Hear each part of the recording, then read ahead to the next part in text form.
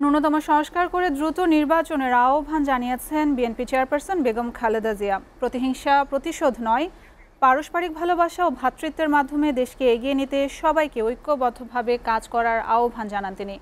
আর দলের ভারপ্রাপ্ত চেয়ারম্যান তারেক রহমান দাবি করেন, সরকারের নিরপেক্ষতা নিয়ে এরই মধ্যে জনমনের নানা সন্দেহ সংশয় সৃষ্টি হয়েছে। জাতীয় নির্বাচনের আগে স্থানীয় নির্বাচন অনুষ্ঠিত হলে ফ্যাসিস্টদের ফিরে আসার রাস্তা তৈরি হবে বলেও জানান তিনি।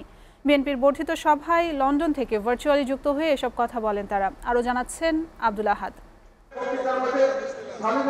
দীর্ঘ ২৮ বছর পর কেন্দ্র থেকে শুরু করে তৃণমূল পর্যন্ত প্রায় ৪,০০০ নেতাকর্মীর উপস্থিতিতে সংসদ ভবনের এলডি হলের সামনের মাঠে অনুষ্ঠিত হয় বিএনপির বর্ধিত সভা।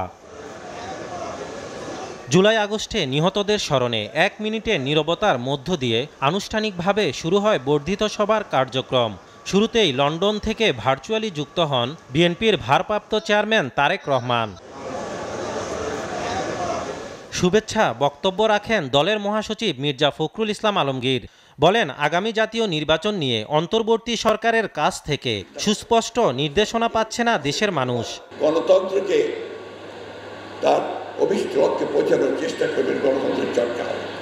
কিন্তু আমরা দুঃখের সঙ্গে দেখছি এখনো যখন পর্যন্ত সেই লক্ষ্যে আমরা সুস্পষ্ট কোনো নির্দেশনা পাচ্ছি না।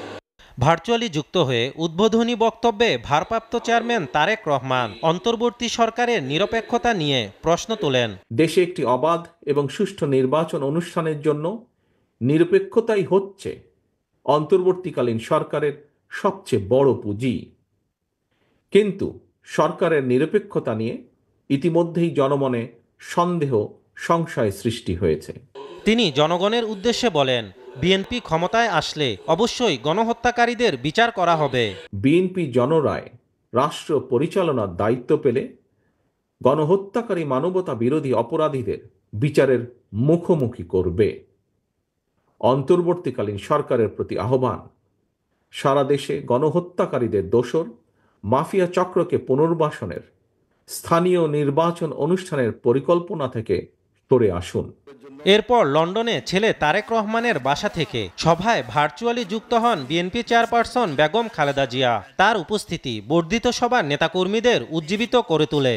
তাদের প্রতি আমি শ্রদ্ধা জানাচ্ছি।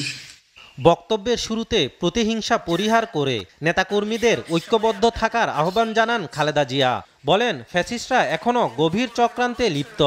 অন্তর্বর্তীকালীন সরকার গঠিত হয়েছে, তাদের কাছে জনগণের প্রত্যাশা রাষ্ট্র মেরামতের ন্যূনতম সংস্কার দ্রুত সম্পন্ন করে গণতান্ত্রিক ব্যবস্থায় ফিরে যাওয়ার জন্য সকলের কাছে গ্রহণযোগ্য একটি নির্বাচন অনুষ্ঠান সম্পন্ন করা।